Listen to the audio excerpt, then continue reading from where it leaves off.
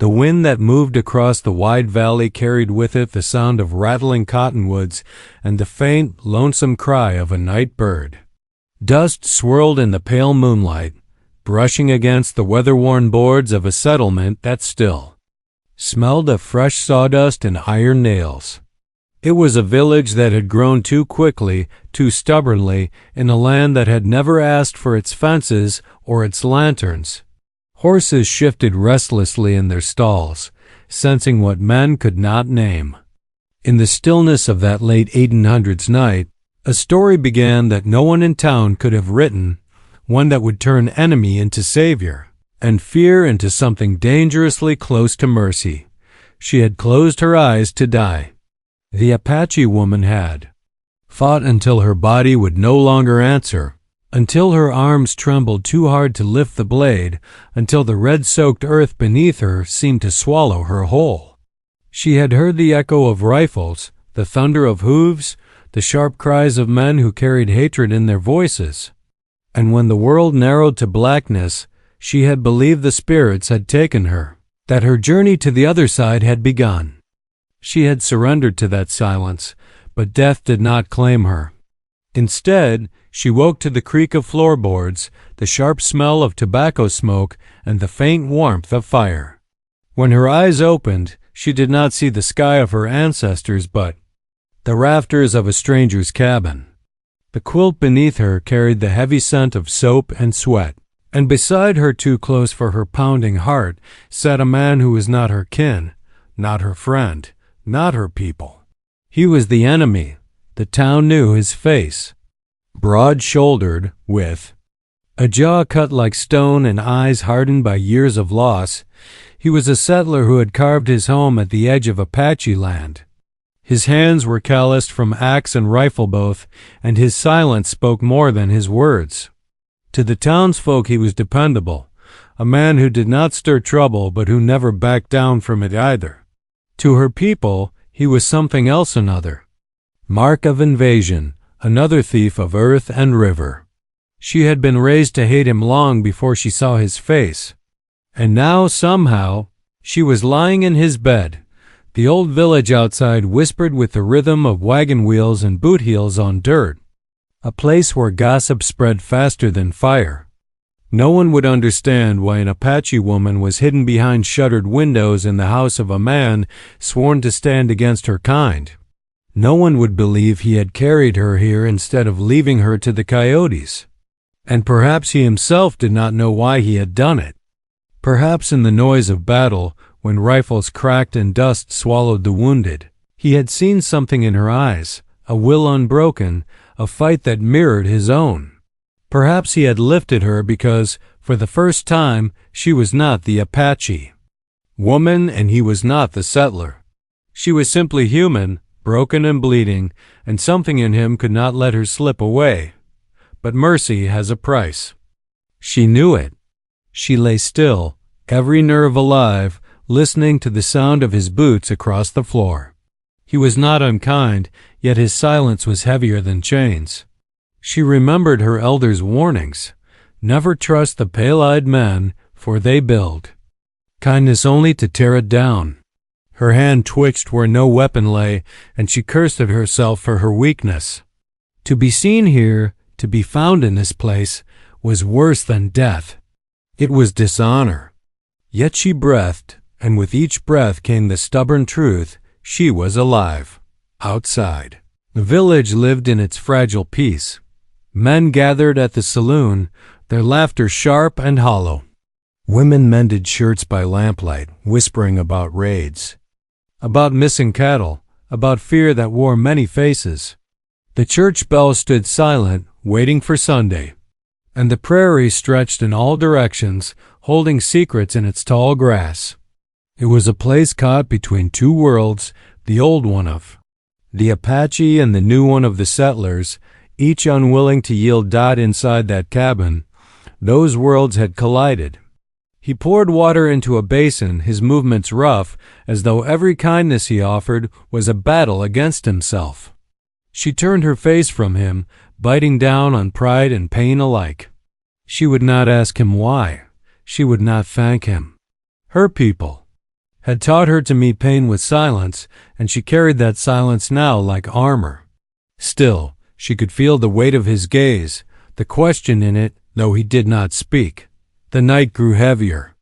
Coyotes howled in the distance, and the fire sank low. She closed her eyes again, not to surrender but to gather strength. Her mind was torn between escape and the strange pull of fate that had led her here.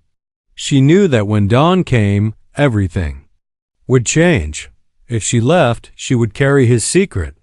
If she stayed, she would risk becoming his. Neither path promised safety. Neither path promised honor. The wind rattled the shutters, and the man leaned against the wall, his rifle close at hand. He did not trust her, just as she did not trust him. Yet there they were, bound by the same fragile thread of survival. In the dark, two enemies shared the same roof, each uncertain whether the other would rise with mercy or with violence. And as sleep pulled at her again, she wondered if perhaps this was death after all, not the kind she had expected, but another sort of crossing. For she had fallen into the hands of her enemy, and the spirits were silent. When morning came, there would be no hiding. The village would stir, the men would talk, and questions would burn hotter than the noon sun. But for now, in the flicker of the dying fire, an Apache woman lay in her enemy's bed, her fate balanced on the edge of a blade neither of them had yet chosen to draw. Would he keep her hidden, or deliver her to the men who called her people savages? Would she wait for his mercy, or rise in the night to spill his blood and vanish into the wilds? The fire cracked, the silence stretched, and the answer hung unspoken in the heavy dark. The fire had gone to embers when she opened her eyes again. A faint gray light slipped in through the cracks of the shutter, carrying with it the smell of wet earth after the night's dew. The Apache woman stirred, and every muscle in her body screamed, reminding her of the battle, of the fall, of the darkness that had claimed her. The quilt weighed heavy across her chest, not because of its fabric, but because it was not hers. It belonged to the enemy. She kept still, staring at the rough beams above, listening to the sounds inside the cabin. A slow scrape of wood, the shift of boots, the clink of tin on wood. He was awake, moving about, not once speaking. Her eyes slid toward him, careful not to draw his notice. He sat at a small table by the window, shoulders hunched as though even in his own home he bore a burden too heavy to set down. His hair was dark at the roots, though streaked with dust, and his hands were scarred from work. A cup of coffee steamed before him, but he barely touched it. He only stared through the crack of the shutters at the land outside, the land that had belonged to her people before fences and cabins cut through it. Memories pressed against her mind, sharp as thorns. She remembered the chants of her people, the dance fires, the warnings of the elders. She remembered her brother's laughter, carried on the wind during hunts. She remembered the first time she saw soldiers ride through their land, their coats bright as blood in the sun, their rifles cold and ready. She had learned then that the world was shifting, that no matter how fast a warrior ran or how sharp her blade, the earth beneath her feet was being carved away. And now she lay here, inside the very proof of that theft, her blood saved by the man who should have finished her. She tried to sit, and the pain forced a sharp breath from her lips. His head turned instantly, his eyes narrowing, not unkindly but with a weight that pinned her where she was. He said nothing, only rose, stepped across the creaking floor, and set a tin cup of water beside her. She refused to meet his gaze, refused to let him see the battle raging within her. Her pride told her not to drink. Her body betrayed her, and she lifted the cup with trembling hands. The water slid down her throat like cool stone, reminding her she was not yet dead. The silence between them grew heavier than any words. She wanted him to speak, to explain, to reveal his reasons for bringing her here, but he did not. He stood with arms folded, his shadow long in the weak light, as though he too did not trust the shape of this strange moment. Outside, the village was waking. The clang of a blacksmith's hammer rang out. A rooster crowed from behind the barn. Wagons creaked as men prepared for the day's labor. Voices carried across the dirt road, neighbors calling greetings, women scolding children, the familiar hum of a place that pretended to be safe while danger pressed at every edge. She imagined what would happen if they knew she was here. If the door opened and one of those voices saw her, blood would spill before the morning ended. The women would whisper about a savage in the settler's bed. The men would spit and reach for their rifles, and even the preacher would not lift a hand to save her. This man would not be spared either. His choice to keep her alive would be seen as betrayal. He knew it, and she knew it. Yet still, she lay under his roof. Her mind drifted back to the night before, to the moment when she had believed death would take her. She remembered the chaos, the thunder of hooves, the choking dust. She remembered raising her blade against a man whose face she could not see, only to feel the blow that sent her crashing into the earth. She remembered thinking of her mother's voice, of the old songs that spoke of warriors walking into the spirit world with eyes open and heart strong. She had closed her eyes, ready. So why had they opened here, in this place, with this man? He moved again, gathering wood for the fire. She watched him quietly, searching for weakness. Every step he took was measured, as though he feared what might happen if he turned his back. His silence spoke of battles fought, of grief swallowed whole. He did not treat her as prisoner, nor as guest. He treated her as something in between, a question with no answer. Her side burned where the wound had been bound. She touched the cloth and found it rough, but clean. He had taken the time to stop her bleeding. She hated him more for it, because it twisted her heart with confusion. An enemy who killed was simple, expected. An enemy who spared life was dangerous, for he muddied the line between hatred and survival. The days stretched slowly. He worked outside, chopping wood, tending to his horse, speaking to no one. She remained inside, her body too weak to rise, her ears tuned to every sound. Children's laughter drifted faintly from the street. A woman passed by singing a hymn. The world moved as though nothing had changed. While inside the cabin everything had died as the sun climbed higher, he returned and set a plate of bread and beans near her. She stared at it, then at him, her face a mask of stone. He did not ask her to eat. He only set it down and stepped away. Hunger gnawed at her, but pride dug deeper. Still, when he left the room, she reached for the bread, tearing it with trembling fingers, swallowing each bite with a bitterness that had nothing to do with the food. The hours passed, heavy and silent. Shadows shifted on the walls, and the air grew warm. Her mind wandered again to her people, to the ones who had fallen in the fight. Were they gone? Were any left searching for her? Would they believe she had died as a warrior, or would they discover she had been carried into the heart of the enemy's village?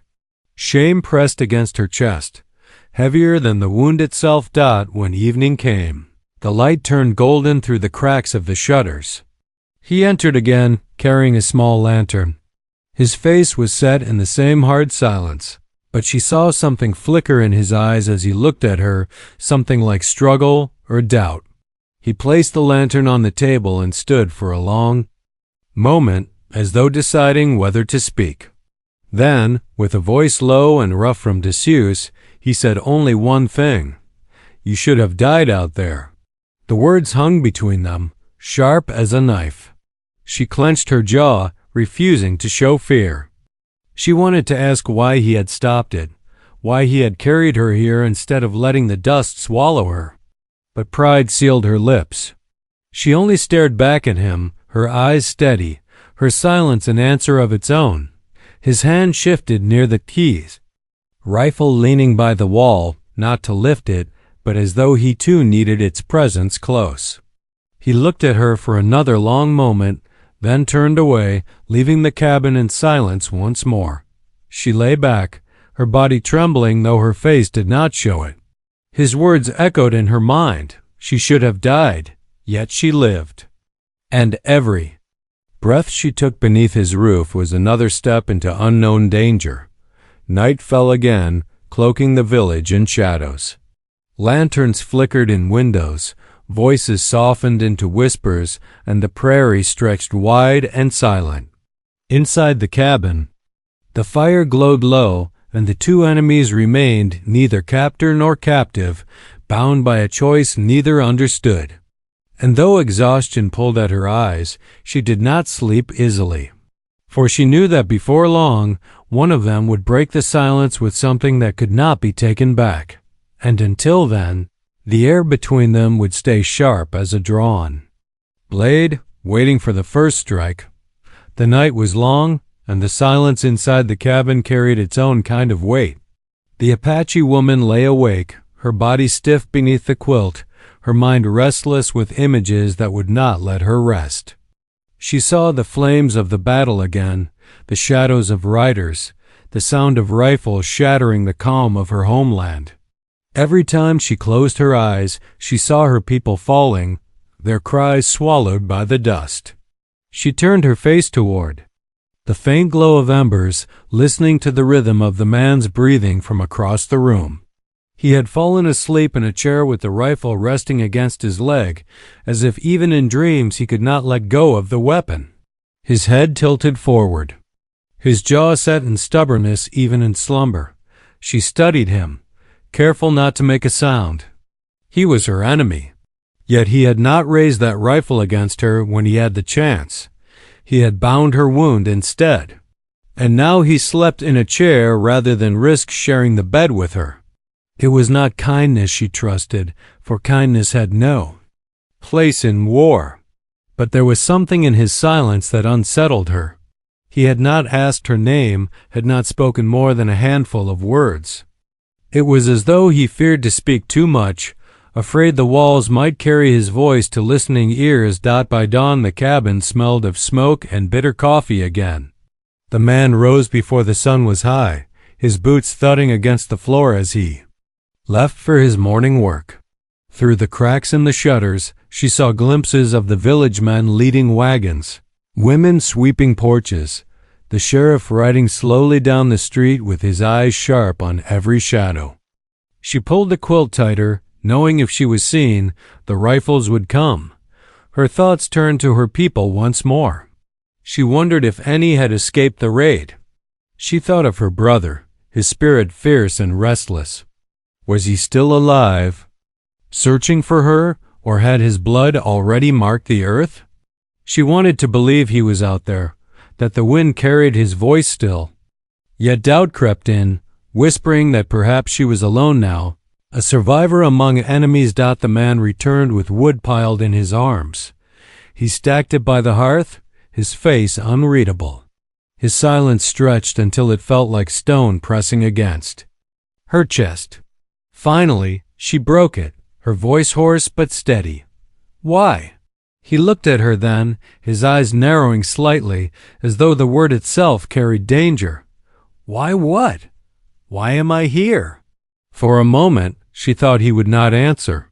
He set the last piece of wood in place, wiped his hands on his trousers, and stood over her. His shadow fell across her face. Because I couldn't let you die out there, he said quietly. That's all. She wanted to spit the words back at him, to tell him that mercy from an enemy was worse than death. But something in his tone stopped her. It was not pity she heard, but something heavier, something he carried like a wound of his own. She turned her face away, refusing to give him the satisfaction of her eyes. Days passed this way, each one tight with silence. He brought food, water, tended her wound. She stayed in the cabin, her strength slowly returning, though her pride battled her every breath.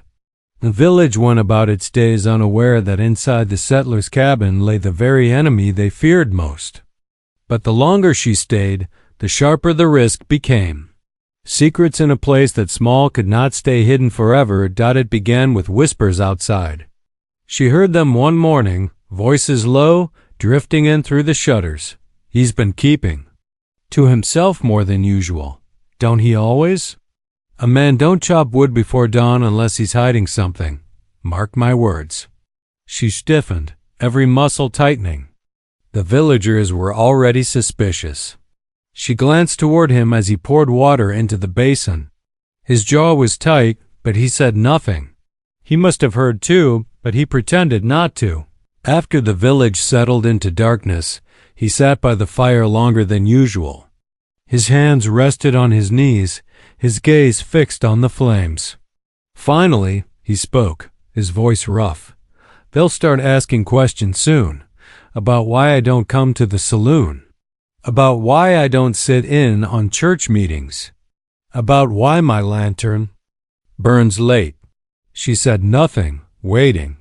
When they ask, I'll have no answer they'll believe. And if they find you here?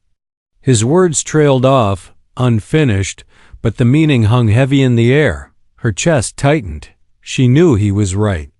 If she were discovered, there would be no mercy for either of them. The town would not forgive him for harboring her, no matter. His reasoned out the conflict between them deepened with each passing day. She wanted to escape, to find her people, to vanish into the land where she belonged. But her body was not yet strong, and the village was thick with watchful eyes.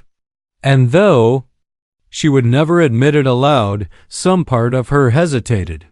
She did not know why he had chosen to save her, but the question gnawed at her more than hunger ever could. One evening, as the sun dipped low and painted the sky in fire, he spoke again, softer this time. My family. He paused as though the words weighed more than his tongue could carry. They were killed, years back, not far from here, by raiders. Her heart clenched. She knew the story without needing to hear more. She had seen both sides of the war settlers raiding camps. Soldiers burning villages, and yes, Apache warriors striking back against the ones who stole their land. Blood spilled both ways and grief had no borders. He met her eyes then, and for the first time, she saw more than hardness there. She saw loss deep and unhealed. You remind me of her, he said quietly. My daughter, she was your age when they... His voice broke and he did not finish. The silence that followed was different. It was not sharp with suspicion, but heavy with something else. Something she did not want to name.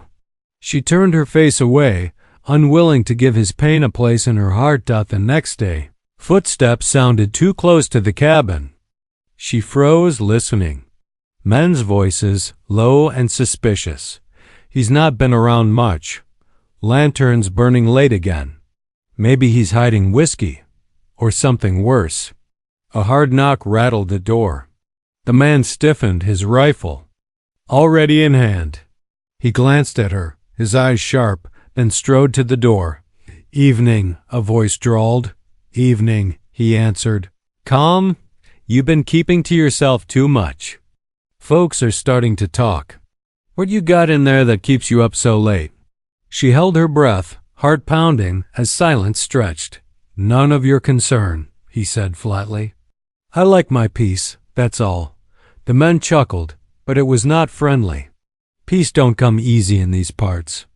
You do well to show your face more before folks start thinking you got something to hide. Their footsteps faded, but the air remained thick with danger. He closed the door, his jaw hard. For the first time, she saw unease in him. They're closing in, he muttered. That night she did not sleep. She watched the fire sink to embers, listened to the sound of his boots as he paced, and knew the noose was tightening around them both. The village was suspicious, her strength was still fragile, and the secret between them grew heavier with each breath, and though no words were spoken, both knew the truth. Soon, one of them would be forced to choose. To betray the other, or to stand against a world that would not forgive either of them. The prairie wind howled outside. carrying the scent of dust and danger. Inside the cabin, two enemies sat in silence, waiting for the storm they knew was coming. The days that followed were like walking along the edge of a cliff, each step careful, each sound sharper than the last. The Apache woman felt the danger, pressing in from all sides, even inside the cabin where the fire's glow should have offered safety. Outside, the town carried on with its daily noise, the hammering of the blacksmith, the laughter of children, the church bell calling on Sundays, but beneath it all, there was a murmur, a restless suspicion growing like a storm. She could feel it in the way boots lingered outside the cabin longer than they used to, in the way voices hushed whenever his name was spoken at the well. Inside, the man moved with the same heavy silence as always, but she could see the strain building in him. 2. His shoulders carried more than wood and tools. He worked later into the evenings, chopping, mending, feeding his horse, as though labor could drown out what waited for him behind those walls. She watched him from her place on the bed or the chair by the fire, her wound healing but her strength not yet whole. She knew she could not stay much longer. To linger was to invite death, not just for herself but for him as well. One evening, as the last light stretched long shadows across the floor, he came in with his rifle already in his hand. His face was tighter than she had ever seen it, his eyes dark and sharp. He set the rifle against the wall but did not let it go far. "They were asking about you again," he said at last, his voice rough. Her heart skipped. "They do not know," she whispered.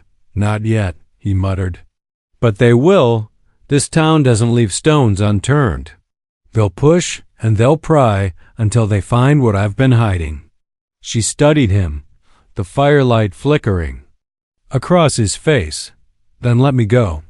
He turned on her, eyes burning with something she could not read.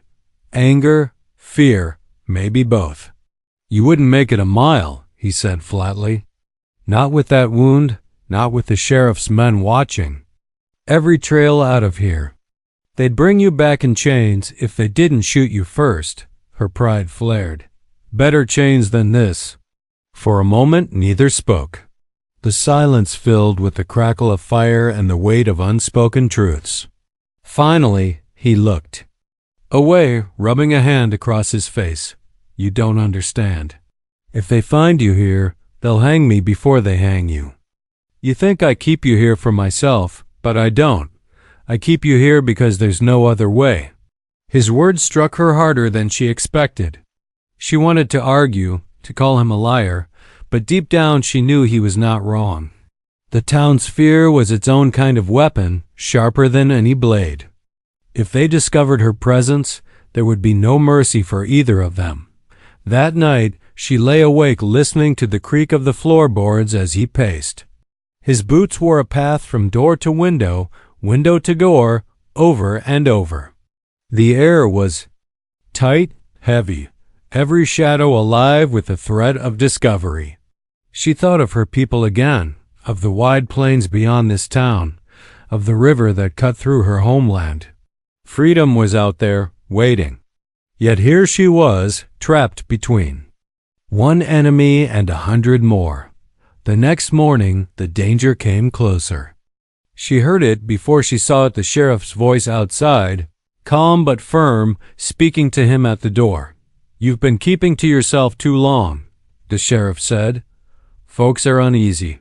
Now, I'm not one for gossip, but when a man hides from his neighbors, people start thinking he's got something worth hiding." The man's voice was steady. "I want no part of your saloon talk or your church pews.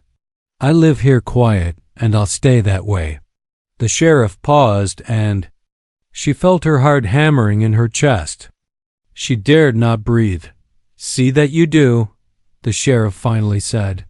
"But if there's trouble brewing in your house, better you tell me now than have me find it myself." The door shut, the boots faded, but the warning lingered like smoke in the air. When he turned back inside, his face was pale with fury, though his voice was low. "They're circling," he said. "Like wolves," The tension grew sharper each day. Men lingered outside more often, their conversations dropping low when he passed. Women whispered by the well, their eyes darting toward his cabin. Even the preacher's sermons began to carry sharp edges, words about hidden sins and secrets festering in the dark dot inside. The cabin became smaller, the silence louder. She felt it pressing against her, forcing her to reckon with the strange truth she had not wanted to admit. The man who had saved her was now bound to her fate as tightly as she was to his. His secret was her existence, and her survival was tied to his silence. Yet still, mistrust lingered between them. She did not know if he would betray her to save himself when the time came. He did not know if she would cut his throat and vanish into the night if she found the strength. Their eyes met often in the flicker of the fire, both searching for answers, both finding none. Then came the night when voices rose outside the cabin, louder than before. The sound of boots, the sharp edge of suspicion carried on the wind. She crept to the shutter, pressing her eye against the narrow crack. Men stood in the street, their faces hard, their hands resting near their belts. "She's out there," one muttered. "Saw tracks by the river, smaller than a man's. Don't belong to any woman in this town." "Then she's in here," another said. "Where else would she be? He's the only one who keeps to himself enough to hide her." Her heart raced. She pulled back from the shutter, her breath quick and shallow. He stood across the room, rifle in hand, his face carved from stone. "They'll come," he said. "It's only a matter of time." The fire burned low, shadows flickering across the walls. She felt the weight of every heartbeat, every moment pulling them closer to the edge. The village outside was restless, hungry for blood, and soon the door would not be strong enough to keep them out. She looked at him then, truly looked. The lines in his face, the scars on his hands, the weariness in his eyes. He was a man who had lost too much already, who lived with ghosts that would never leave. And now he had taken her fate into his hands, though he owed her nothing. "Why not give me to them?" she asked softly, almost daring him. "It would save you." He turned, his jaw tightening. For a long moment he said nothing. Then, in a voice low but fierce, he answered, "Because I won't give them what they want." The words settled between them, heavier than any chains. She did not understand them fully, but they carried a weight that made her chest ache. The boots outside grew louder, voices sharper, suspicion rising into something darker. The village was no longer whispering. It was ready to strike. Inside the cabin, two enemies stood in silence, their fates bound together. Every sound, every step outside, every breath inside brought them closer to the moment neither could escape. The night deepened. The wind howled and the fire crackled low. The storm was coming, and when it broke, no wall would be strong enough to keep it out. And so the Apache woman sat in her enemy's bed, her heart pounding like the drumbeats of her people, waiting for the moment when the door would crash open. And the world would decide whether she would live or die. The nights grew colder, though summer still held the valley. The Apache woman could feel the change in the air, sharp and biting, the way the wind carried whispers through the thin cracks in the cabin walls. Each whisper belonged to the town outside, voices that pressed closer with every passing day. Rumors were no longer only murmured by the well or traded over mugs of bitter whiskey in the saloon. They had begun to take shape, gaining weight like storm clouds gathering in the distance. She could sense it even without hearing. The boots that paused outside the cabin, the lanterns that flickered too long across the dirt road, the quiet hush that followed whenever his name was spoken. People were circling, and once suspicion hardened into belief, there would be no undoing it. She lay awake at night, her body stronger now, though the scar at her side still burned when she moved too quickly. Her strength was returning, but so, too, was the danger. he had grown restless as well. His movements had sharpened, no longer slow with routine but quick, deliberate. He kept the rifle closer than ever, leaning it against the wall even while he worked at the table or dozed in the chair. She noticed the way his eyes flicked toward the window at every sound, every creak of wagon wheels or shout from the street. The silence between them had changed. It was no longer only born of mistrust, but of awareness. They both knew the noose was tightening. One afternoon, she heard a knock on the cabin door. A solid knock, slow and steady, the kind that carried authority. Her blood froze. She pressed herself against the wall, silent, her heart pounding in her throat. He glanced at her only once before setting his jaw and stepping toward the door. When he opened it, the sheriff stood there, broad hat casting his eyes in shadow. The man's voice was calm, but it carried weight. "You've been quiet for too long," the sheriff said.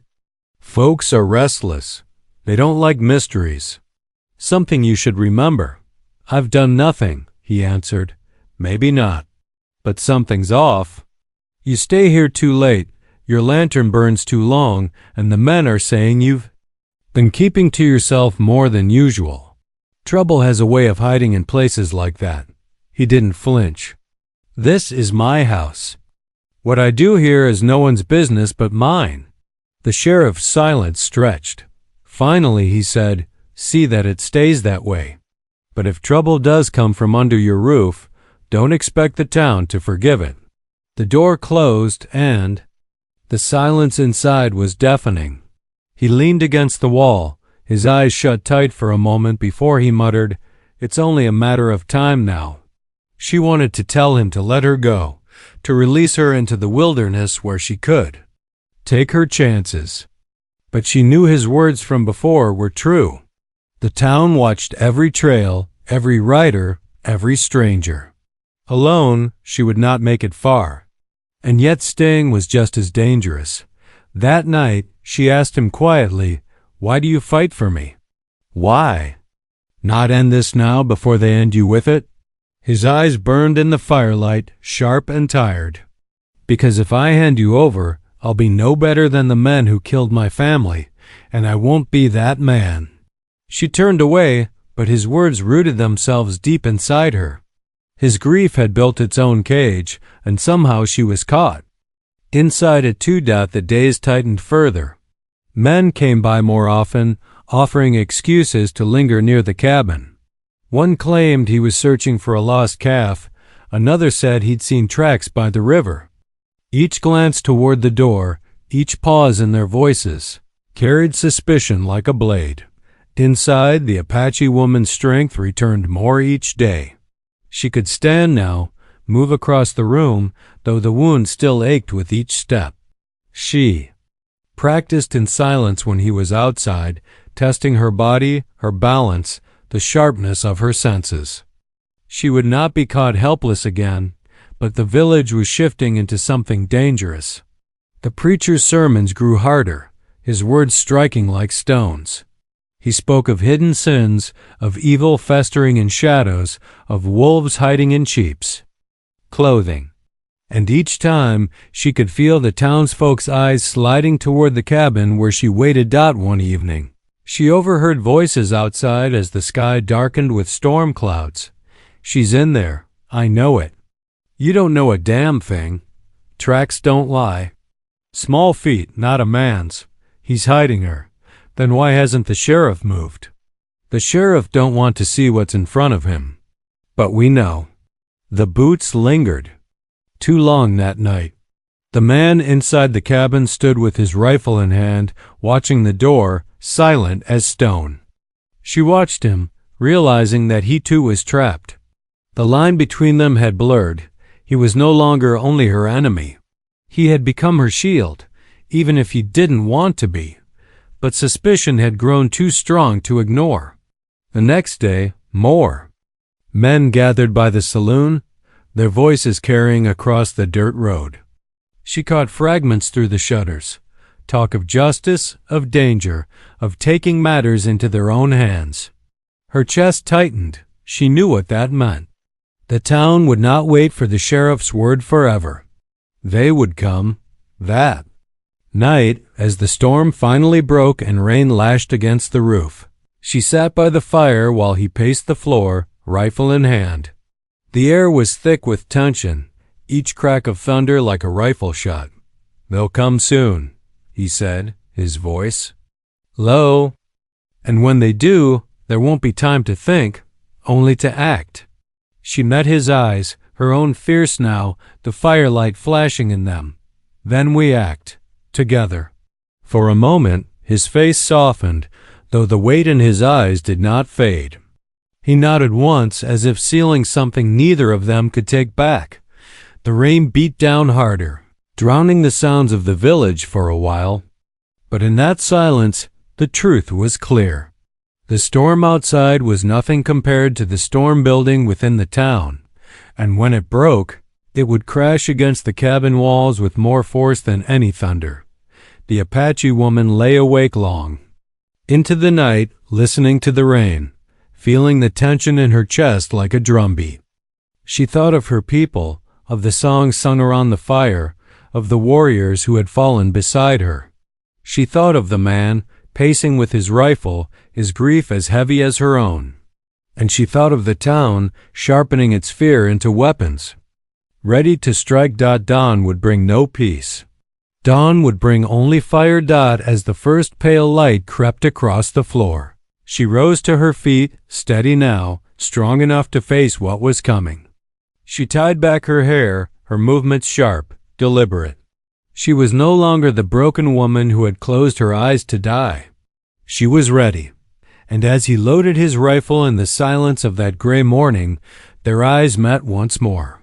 Neither spoke, for words would not change what waited outside. The air was heavy, the storm still lingering, the village restless beyond the cabin walls. Suspicion had become certainty. Fear had become rage. And now the moment of reckoning pressed close, each breath pulling them nearer to the breaking point. The Apache woman knew it. The man knew it. The town outside knew it. The door would not hold forever. The morning air was damp, the sky heavy with clouds that had not yet decided if they would break. The Apache woman stood by the shutter, her eyes fixed on the street beyond. She saw movement men gathering in. Small knots, their faces grim, their voices too low to carry clearly, but heavy with purpose. The storm she had felt for so many nights was no longer waiting on the horizon. It was here, pressing at the edges of the cabin. Behind her, he checked the rifle one more time, the sound of metal sharp in the silence. His jaw was tight, his eyes set on the door as though he could already see it giving way under the weight of boots and fists. For a long time neither spoke. The fire between them had burned down to embers, but the air still glowed with the heat of what was coming. Then, with a steadiness that surprised her, she turned from the shutter and said, "If they take me, they will not stop with me. They will take you too." He looked up at her, his face drawn and weary but resolute. "I know. Then why not end it now?" she asked, her voice sharp but not unkind. "Why not open the door and tell them the truth?" He shook his head slowly. "Because the truth doesn't matter to them. They'll twist it, shape it into whatever feeds their fear. If I give you to them, they'll kill you and call it justice. If I protect you, they'll kill us both and call it righteousness. Either way, they'll win. But if I stand here, if I choose not to let them decide for me, then at least I'll know I held on to something worth keeping." His words settled into her like stones in a river, heavy yet clear. She had hated him once, hated all he stood for. But in that moment she saw him not as enemy or settler, but as a man stripped bare by grief, holding on to what little dignity he could. The sounds outside grew louder. Boots on dirt, voices calling, the sharp command of the sheriff trying to keep order. She could feel the town's hunger for resolution, the way fear had hardened into something that could no longer be turned aside. She thought of her people then, of the stories told around the fire, of warriors who stood even when outnumbered, who fought not just for life but for meaning. She felt the same fire rise within her. He glanced at her, perhaps sensing it. If you want to run, run now. I'll hold them long enough for you to reach the river. But she shook her head. No, I will not run from this. Not any more. His eyes lingered on her, and for the first time since she had woken in his bed, a faint shadow of something almost like respect crossed his face. The knock came then, hard and final. The sheriff's voice followed, louder now. Open this door. We won't ask again. He raised his rifle, his hand steady though his breath was slow. She stepped beside him, her body tense but ready. They did not speak. They did not need to. The choice had already been made. The door shuddered once, then again under the force of fists and boots. The wood groaned, the hinges strained. And then, with a crack like thunder, it gave way. Men poured in, rifles raised, faces twisted with fear and anger. The sheriff stood at the front, his eyes widening at the sight before him. For a moment, the room held its breath. The Apache woman, alive. And standing. The settler, rifle in hand, his body angled protectively before her. Step aside, one of the men barked.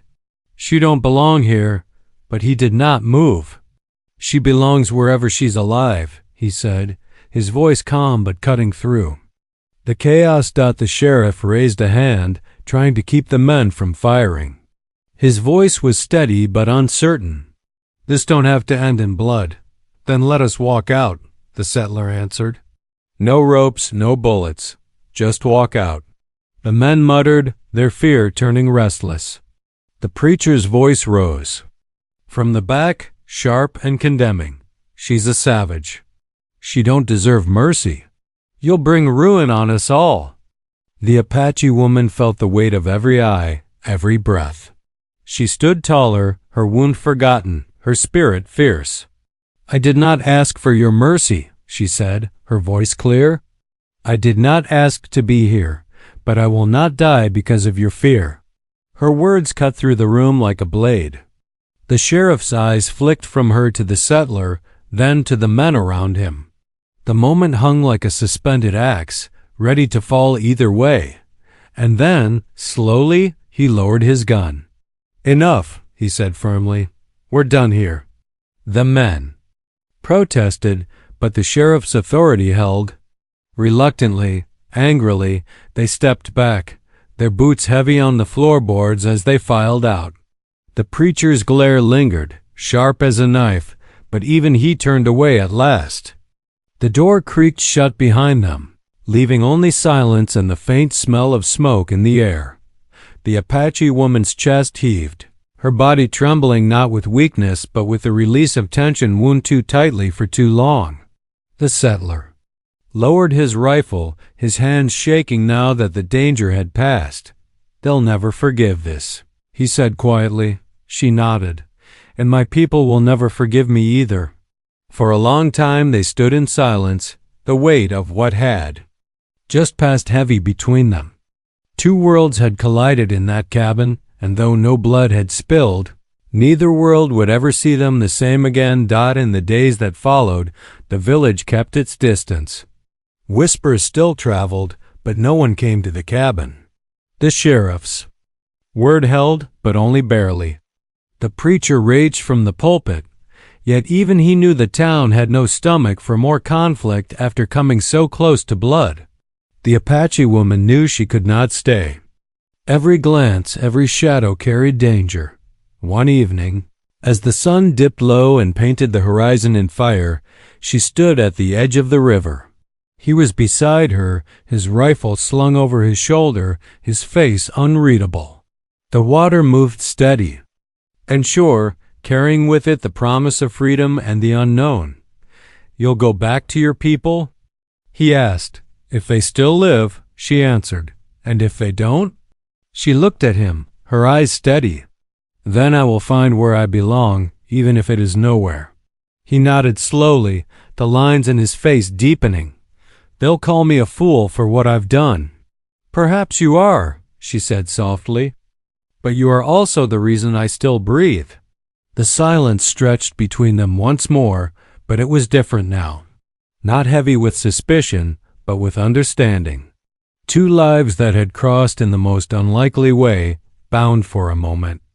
Now ready to part, she stepped into the water, the current cool against her skin.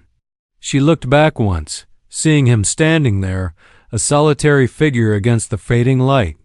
Then she turned and crossed, each step carrying her further into the unknown. When she reached the far bank, she paused, lifting her gaze to the wide sky above. For the first time since she had closed her eyes to die, she felt the weight in her chest ease. She was not free of danger, nor of grief, but she was alive. And that was enough.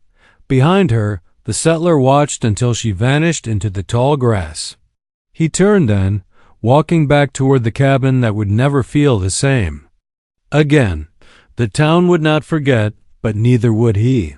He had chosen, and though it cost him, he carried no regret. The prairie wind swept across the valley, carrying away the echoes of fear, the whispers of suspicion, the fire of anger. In their place remained only the truth at mercy, even between. Enemies could carve a path where none had seemed possible. The Apache woman walked on, the river behind her, the horizon ahead. Her wound ached, her spirit burned, and her story was not yet done. But she had faced death and woken in her enemy's bed, and from that night forward, nothing would ever be the same. And somewhere in the quiet of the valley, the land itself seemed to hold its breath, remembering what had passed, whispering that even in the harshest of times, the choices of two people could shift the course of many, top of form, bottom of form.